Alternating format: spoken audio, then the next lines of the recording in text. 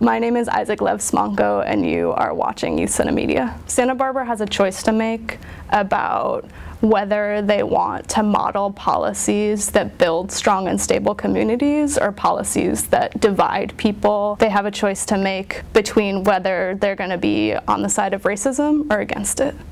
And they should be against these injunctions.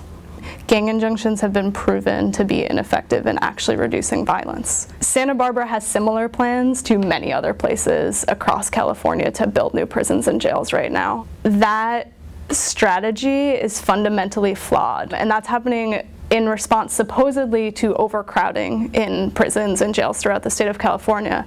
But anyone who has paid attention to the history of imprisonment in California has seen that every new jail or prison that we build, we fill it.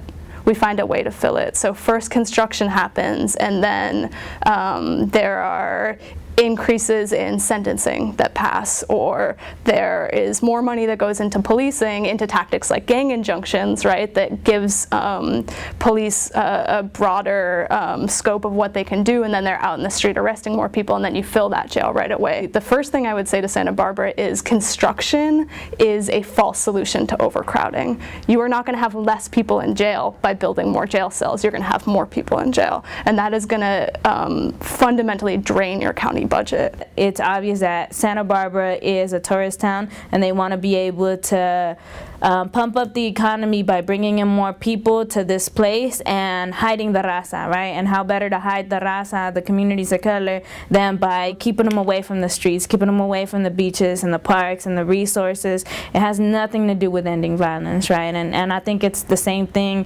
that it's doing here, right? Except for out here, the push is not only to hide the community, but to push the community entirely out of these areas, right? Well, I mean, if it gets to the point where it's like I'm gonna be like restricted from being at places, I don't think this is a place for me. I just don't see how they expect us to, you know, still try to survive with our daily lives and our jobs and try to handle this. I don't know how I'm gonna do it, but I know I'm gonna do it because it's for my family, and I know I could do it. My name is Yolanda Huang. I'm a volunteer attorney opposing the gang injunction in Oakland.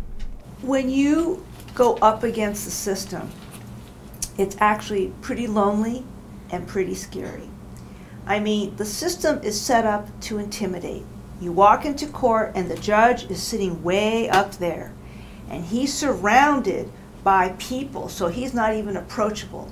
And it's called the bench and the bar, because there's a bar that ordinary people cannot cross to get through, and they have armed police in courtrooms, okay? So if you don't have community support, it's hard.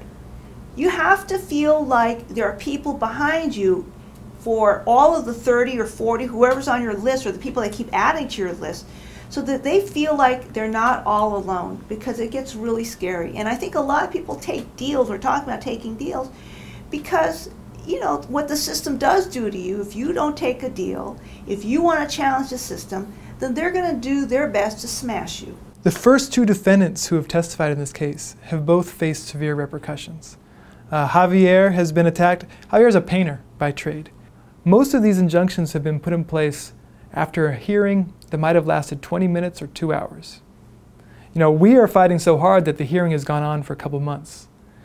But usually it's less than 100 minutes, and you have 20, 40, hundreds of people who are under martial law for decades. Santa Barbara is got a little schizophrenic.